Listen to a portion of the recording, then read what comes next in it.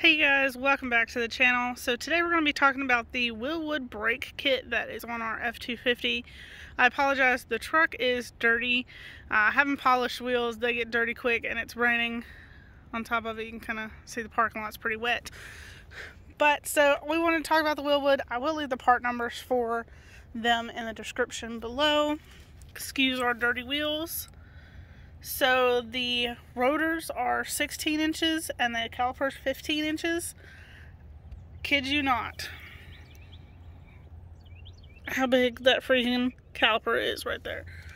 So as far as changing them, like your normal brakes, every like 50,000 miles, you can tell if you need to do it before or after that, based on how you drive. So when we bought these, we bought them from Rudy's Performance.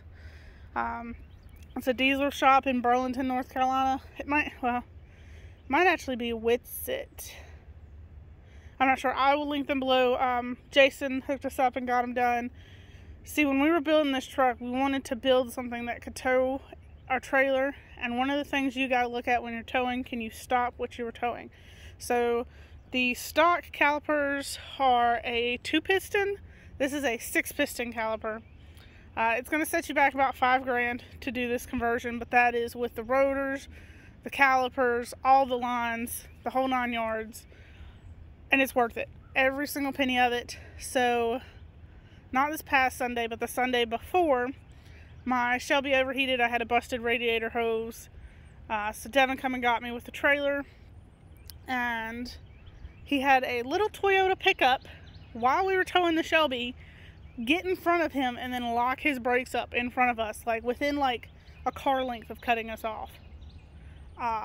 Locked his brakes up. Devin had to lock all 4 of them up, and it stopped the truck and the trailer. The trailer weighs like, I think 6,000 pounds empty with a car in it. We were looking at probably about 10,000 pounds, give or take.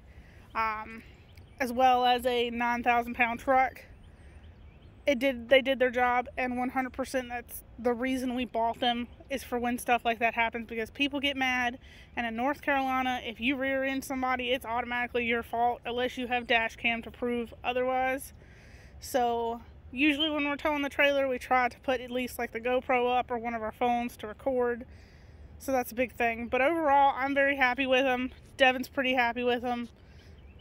Haven't had any issues with them. They've been on the truck since March, and it is now January, so it's been almost a year, and I couldn't complain. It's the best investment, I think, out of everything we put on this truck. That's the first thing I would recommend to anybody. The only downfall to it is you can't run your stocks anymore unless you have stocks that are 20s or larger. We had 18s, so we had to go up to a 20 at least. With a 22, it is still pretty dang close. Let me go to the back wheel and show you how they pop out.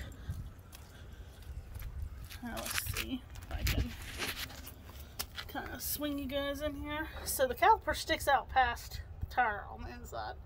I mean, it's a big set of brakes.